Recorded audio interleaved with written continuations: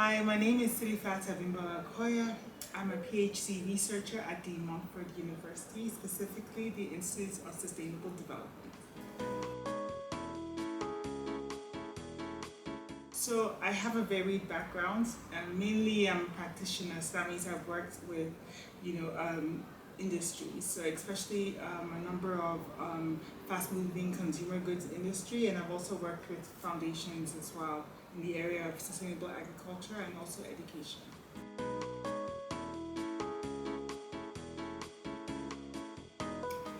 So at the beginning, it was, I was a bit lost because I have been in academia, but it's been over like 10 years.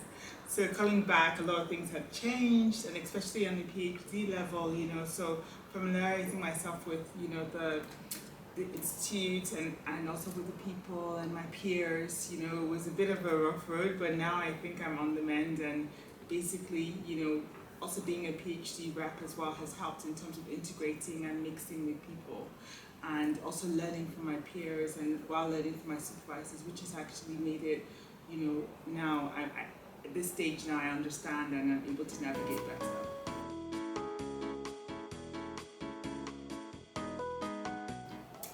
I think my number one advice would be understand why you're doing your PhD and you need to be passionate about it because it can be tasking and overwhelming at some point, and it's your passion that would actually see you through the low moments. But I must say that once you overcome that, the rewards are there.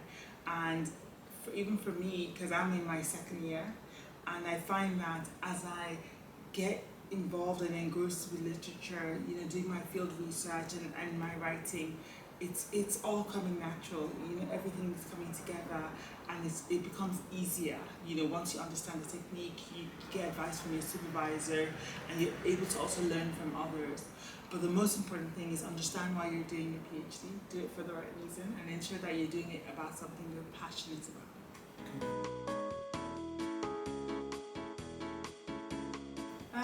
So I think my most recent research is on basic education in Nigerian primary schools and really trying to see how teachers' professional development impacts the quality of education.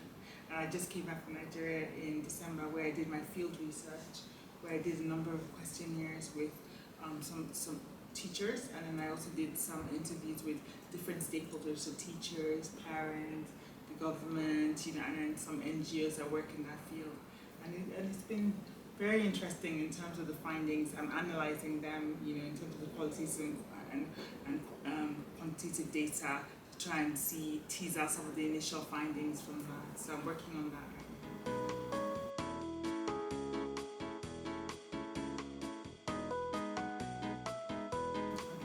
So the research is on the circular plastic economy, CPE, and what it is it talks about the concept of reusing, repurposing, and recycling plastic as a solution to the plastic challenge, the plastic waste challenge, and how to manage plastic waste. So what it does is that it's building capacity in universities in Nigeria so that we can build the capacity of the students to be entrepreneurs, to be able to come up with innovations that deal with managing and reusing and repurposing plastic waste.